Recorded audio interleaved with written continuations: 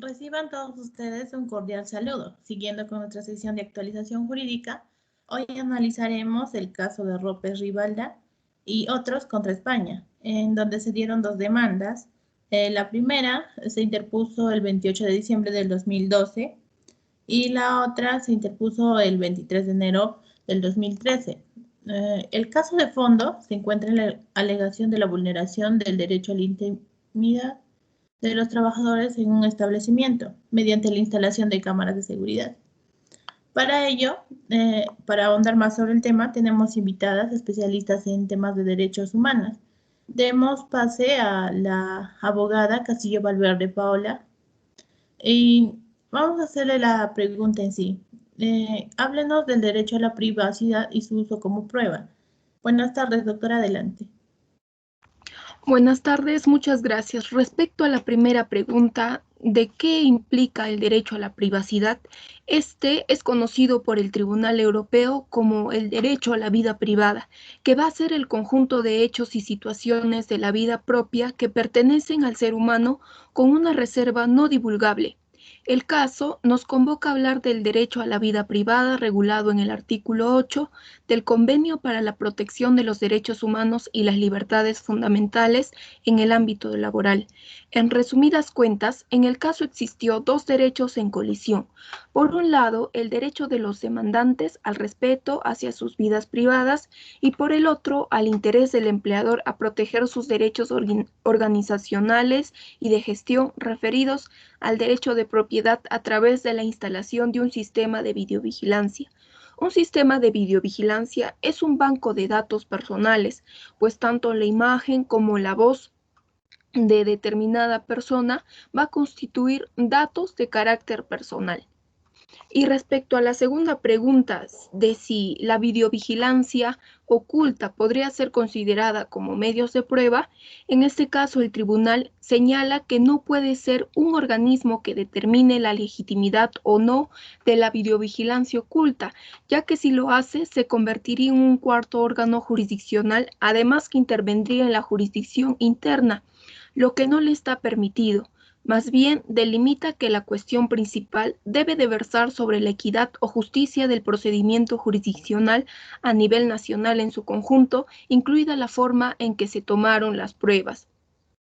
El tribunal también determinó que las demandantes tuvieron amplias oportunidades para impugnar tanto la autenticidad como el uso del material obtenido a través de los dispositivos en el procedimiento contradictorio durante el juicio en sus motivos de apelación.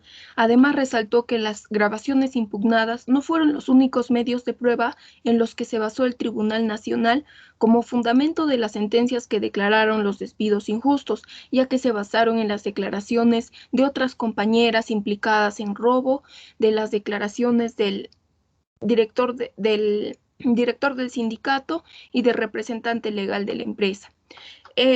Si ya nos vamos a la revisión de la jurisprudencia nacional, podemos revisar el expediente 2208 del 2017, que se ventiló en el Tribunal Constitucional, donde el Sindicato de Obreros PIA de Donofrio interpuso una demanda contra la empresa de Nestlé Perú. Esto a causa de que esta empresa había instalado una tubería de redes de cámaras para grabar y monitorear los procesos de producción de las plantas de hojalatería, de golosinas, de lácteos, a efectos de que la empresa alegaba, ¿no?, que tenía que supervisar los procesos de producción, además que estas cámaras estaban en un espacio público. Y cómo se pronunció el tribunal en esta sentencia, lo declaró improcedente, ya que consideró que los demandantes no argumentaron los motivos suficientes de por qué estas instalaciones de cámaras estaban afectando su derecho a la dignidad, a la vida privada y a la salud. Solamente ellos argumentaron de que el empleador pretendía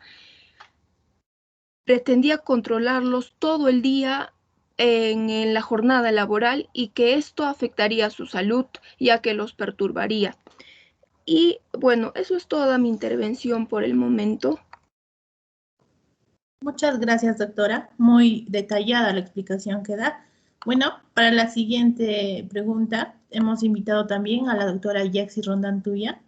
La pregunta para ella es, ¿los acuerdos firmados bajo presión tienen validez?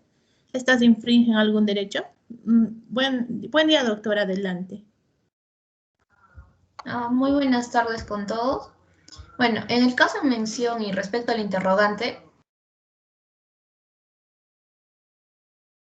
Pilar Saborino Presa y Carmen Isabel Pozo Barroso declararon que los tribunales nacionales habían dictado la procedencia de sus despidos con base a los acuerdos transaccionales firmados bajo presión y, consecuentemente, estos infringían su derecho a un juicio justo en virtud del artículo 6 del Convenio para la Protección de los Derechos Humanos y las Libertades Fundamentales.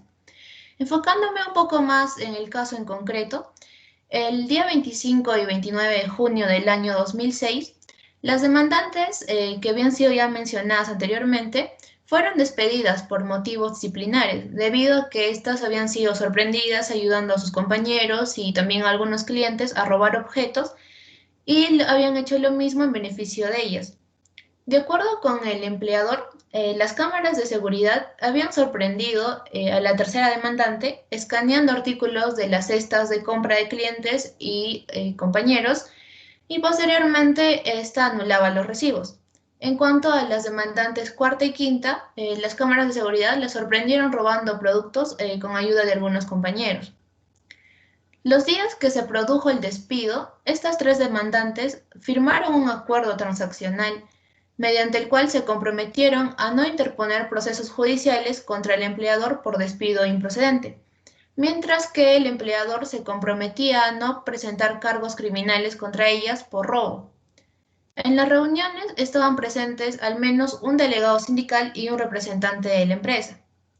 A pesar de estos acuerdos transaccionales, el día 22 de julio del año 2009, estas interpusieron una demanda por despido improcedente ante el Tribunal de lo Social, porque ellas sostenían que los acuerdos transaccionales debían declararse nulos. Estas alegaban que el consentimiento que habían dado no era válido, ya que se habían encontrado bajo presión en el momento de la firma de aquellos acuerdos transaccionales, y que supuestamente un representante de la empresa las habría amenazado con iniciar acciones judiciales. También argumentaban que las pruebas aportadas mediante la videovigilancia encubierta habrían sido obtenidas ilegalmente. El 20 de enero del 2010, el Tribunal de lo Social falló contra las demandantes, declarando los despidos procedentes y analizó minuciosamente los acuerdos transaccionales firmados por los demandantes, y se fijó en el supuesto consentimiento nulo, y se llegó a la conclusión de que no existía ninguna prueba que indicara presión o dolo en el momento en que firmaron aquellos acuerdos transaccionales, y por lo tanto el tribunal concluyó que las demandantes habrían firmado dichos acuerdos de forma libre y voluntaria, y esto con la intención de evitar cargos judiciales por los supuestos robos de los que se acusaba y ellos habían aceptado. Además, se comprueba la inexistencia de dichas amenazas o coacciones en el hecho de que otros empleados que se encontraban en la misma situación que las demandantes se negaron a firmar los acuerdos transaccionales. En consecuencia, dichos acuerdos fueron declarados válidos en los términos del artículo 1809 del Código Civil. Además, alegaron que el acuerdo transaccional en el que se había basado la procedencia de sus despidos no debería haberse utilizado como prueba, ya que había sido firmado bajo coacción sobre la base de las grabaciones de video obtenidas ilegalmente. En consecuencia, el consentimiento que habían dado en lo que se refiere a aquellos acuerdos transaccionales habría sido inválido, y estos deberían declararse nulos, añadiendo que el empleador no había tenido la capacidad de renunciar a su derecho de presentar cargos contra las demandantes y por lo tanto no tenía poder para impedir una posible denuncia en su contra. Y por otro lado, tenemos que el gobierno subrayó que los acuerdos transaccionales habían sido válidos, dado que habían sido firmados libremente y de manera voluntaria. Por todo esto se consideraba que traía como consecuencia la afectación del artículo 6 del convenio en relación con la validez de los acuerdos transaccionales firmados por los demandantes, pero esto fue negado por el tribunal, que manifestaba que los tribunales nacionales no encontraron ninguna prueba de coacción que supuestamente llevara a las demandantes a firmar los acuerdos transaccionales. Y en particular consideraron que el comportamiento del empleador no podía clasificarse como una forma de amenaza que pudiera invalidar el consentimiento de las demandantes, sino como el ejercicio legítimo de su derecho a decidir si inicia o no un proceso judicial contra las demandantes, que además ya habían admitido su participación en los delitos de robo. La ausencia de cualquier señal de coerción o si hubo una coacción fue corroborada por la audiencia, en la audiencia por el delegado sindical y por el representante legal de la empresa, quienes estuvieron presentes en dichas reuniones. Y bueno, para concluir, no hubo una violación del artículo 6 como se sostenía. Dicho esto porque la doctrina, sabemos que un acuerdo es firmado teniendo en consideración la voluntad expresa de ambas partes y en este caso las demandantes tuvieron la posibilidad de negarse a firmar dicho acuerdo, pero no lo hicieron. Bueno, eso sería todo. Gracias. Muchas gracias, doctora. Muy detallada la explicación. Y también hablando de cámaras de vigilancia, tenemos a la siguiente invitada, Noemí Rodríguez Morales. A ella le preguntaremos, ¿las cámaras de vigilancia visibles transgreden el derecho a la intimidad? Doctora, adelante, muy buen día. Reciban un cordial saludo con todos los presentes, agradecerles por su invitación. Y en cuanto a la pregunta, bueno, antes que todo voy a empezar nombrando algunas normas nacionales e internacionales para poder responder de la mejor manera a esta pregunta. En la Constitución española, en el artículo 18.1, va a garantizar el derecho al honor, a la intimidad personal y familiar de los ciudadanos y el pleno ejercicio de sus derechos. Otra norma en la cual nos va a ayudar a responder esta pregunta es en el Estatuto de los Trabajadores, que dispone que el empresario podrá adoptar las medidas que estime más oportunas de vigilancia y control para verificar el cumplimiento por el trabajador de sus obligaciones y deberes laborales, guardando su adopción y aplicación debida a su dignidad humana. También tenemos al artículo 18 en su punto 4, en la cual la ley va a limitar el uso de la información para garantizar el honor y la intimidad personal y familiar de los ciudadanos y el pleno ejercicio de sus derechos. También tenemos como última norma a que los responsables que cuenten con un sistema de videovigilancia deberán cumplir con el deber de información, la cual está previsto en el artículo 5 de la Ley Orgánica de Protección de Datos Personales. A tal fin, deberán colocar por lo menos en las zonas de videovigilancia un panel informativo para que los trabajadores sepan que ellos están siendo grabados y así se estará cumpliendo con lo que indica la norma. Como ya mencioné las normas relacionadas al derecho a la intimidad, voy a plantear una jurisprudencia vinculante del Tribunal Constitucional, la cual es la sentencia 29/2013, que hace referencia a hechos sucedidos tras la entrada en vigor de la Ley de Protección de Datos de Carácter Personal. El Tribunal Constitucional sostuvo que la instalación permanente de videovigilancia por motivos de seguridad requería que los representantes y empleados deberían de recibir una notificación previa y que su no realización constituiría una violación del artículo 18.4 de la Constitución española. En este caso mencionado, un empleado de la Universidad de Sevilla había sido suspendido tanto de empleo como de sueldo por falta de puntualidad tras haberse obtenido pruebas desde cámaras de videovigilancia instaladas habiendo obtenido autorización administrativa. En este caso, el Tribunal Constitucional dictaminó que las cámaras de videovigilancia instaladas en el recinto universitario reprodujeron la imagen del recurrente que permitieron al empleador el control de su jornada de trabajo.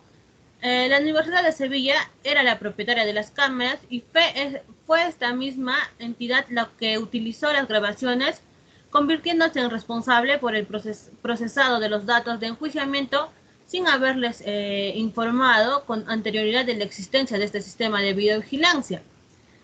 Bueno, este constituyó una vulneración del artículo, como ya les había dicho anteriormente, del artículo 18.4 de la Constitución española. Entonces era necesario que se le comunique con anterioridad expresamente, con precisión, claridad e informar a los trabajadores de la finalidad del sistema de videovigilancia. Otro caso en donde el Tribunal Constitucional sentó jurisprudencia es en la sentencia 39/2016, en la cual hace referencia al uso de cámaras de videovigilancia. En este caso, la empresa había detectado ciertas irregularidades en la caja supuestamente cometidas por uno de los empleados. El empleador colocó cámaras de videovigilancia y a la vez colocó un letrero indicando a la presencia de videovigilancia en términos generales. Además que también contó con un texto que contenía la sección 5 de la Ley de Protección de Datos de Carácter Personal, en cumplimiento del artículo 3 de la instrucción y de acuerdo con el Tribunal Constitucional, uno de los motivos por los cuales no se había producido una infracción al artículo 18.4 en este caso, sería que el hecho que el empleador había instalado las cámaras de vigilancia, de acuerdo con la sección 5 de la Ley Orgánica de Protección de Datos de Carácter Personal, entonces el empleado tenía ya conocimiento de la instalación de las cámaras de videovigilancia y, como se ve en el caso de las cámaras de seguridad, fueron justificadas. Siendo así, podemos concluir que las cámaras de videovigilancia, ya sean visibles, no vulnerarían el derecho a la intimidad cuando éste sea informado debidamente a los empleados y que haya un letrero en el cual indique que se está contando con una cámara de videovigilancia y que haya un panel informativo indicando el artículo 5 de la Ley Orgánica de Protección de Datos Personales. Eso es todo en cuanto a mi participación. Gracias. Muchas gracias, doctora.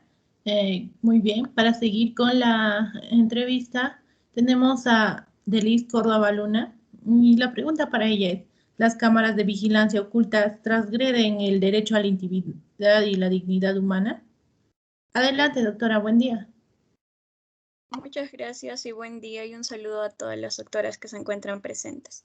Bien, para responder la pregunta, comencemos entendiendo el supuesto de violación de derechos a causa de pruebas.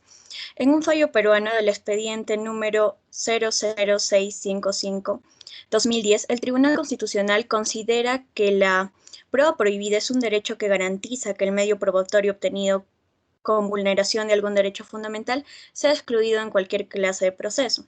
Teniendo presente eso, en el caso europeo, el Grupo A, las demandantes manifiestan que su despido se dio a causa de la vulneración a su derecho de intimidad al usar la cámara de vigilancia encubierta. Ante ello, posteriormente el Tribunal de lo Social argumenta que dichos despidos proceden con base en el artículo 20 del Estatuto de los Trabajadores, en el cual el empleador puede optar por tal medida para supervisar el correcto trabajo de sus empleados, sin violar la dignidad humana. Por tanto, sería una infracción de buena fe contractual que está debidamente justificada, lo cual ratifica posteriormente el Tribunal Superior de Justicia y el Tribunal Constitucional. La razón para la negativa, en la realidad incluso de nuestro país, es más frecuente esta medida por motivos de seguridad y evitar lo que sucede en el caso, por ejemplo, robos. Nos preguntamos entonces, ¿puede un empleador usar esta tecnología para fiscalizar a sus trabajadores? La respuesta es sí. En la legislación peruana, el artículo 9 de la Ley de Productividad y Competitividad Laboral número 003/1997, regula que el empleador puede realizar este control para verificar la correcta actividad laboral, no para fines distintos. Además, la instalación de cámaras y su ámbito de aplicación debe restringirse a los espacios indispensables para satisfacer las finalidades de control laboral. Si bien es cierto, se puede dar sin el consentimiento de los trabajadores, ello no significa que el empleador no deba cumplir con informar al trabajador sobre el tratamiento de los datos personales captados mediante sistemas de videovigilancia, tales como carteles informativos. Por su parte, el jurista Carlos Berlanga manifiesta que deben concurrir 3 juicios constitucionales. El primero, que es el juicio de idoneidad. Por ejemplo, si tenemos a un empleado que está frente a un ordenador y la imagen de la cámara capta su rostro en lugar de la actividad del monitor, esta no sería una prueba adecuada, ya que al captar la imagen del empleado no revela su actividad laboral. En segundo, tenemos el juicio de necesidad, donde debe ponderarse si la videovigilancia es el medio menos intrusivo, pues esta tiene que tener un carácter subsidiario como medida restrictiva de derechos.